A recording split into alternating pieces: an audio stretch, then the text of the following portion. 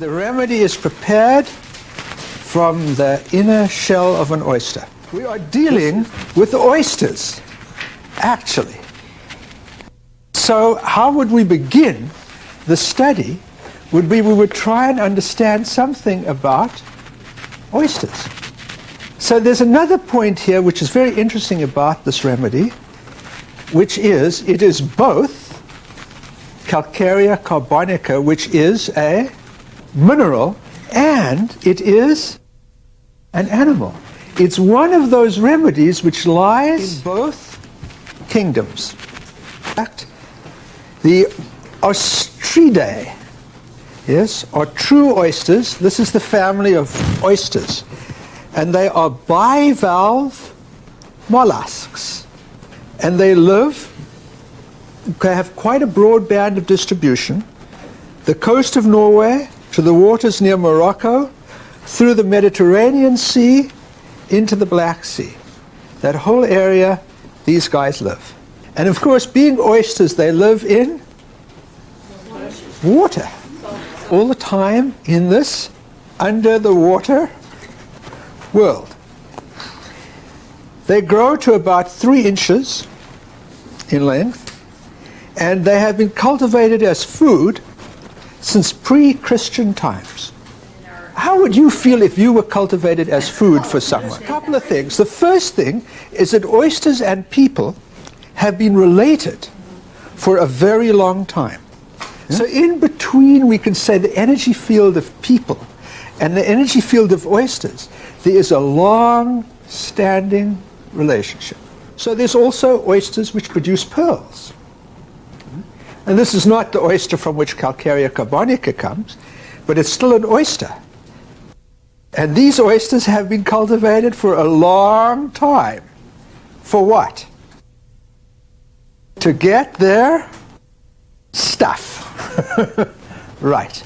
So this is the relationship between oysters and humans. So the oyster, it's a bivalve. It means it has 2 valves, yes. They differ somewhat in shape. The one on top is more convex, concave, yes, more concave. The bottom one is flatter. They joined at their one end by a sort of ligament at their narrow end, so it naturally keeps them open. And they have a muscle, a big muscle, which pulls them all the time closed. They have a little opening, and there are these little hair-like structures, cilia, draw water into them.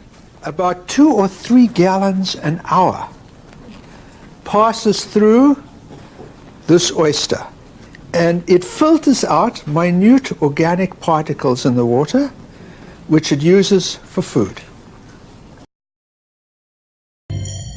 So the remedy belongs to the family Loganiaceae.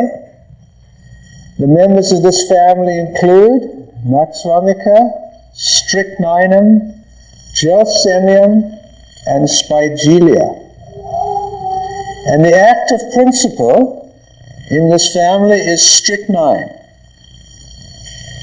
So I think it's fair to say that this group of remedies are nervous system remedies. And in Ignatia, the nervous system is sensitized in a particular way. It's refined. These are refined, sensitive people with a deep feeling for music and art. The whole nervous system is attuned to a delicate level of perception, both physical and moral. It's also important to remember that this is a plant remedy, and the underlying sensitivity of the plant kingdom is potentiated through the influence of strychnine, giving rise to intense inner feeling states which run through all of the Loganaceae and can best be described as shocked, let down, torn to pieces, or shattered. And of all of the family, Ignatia is the most refined and delicate member.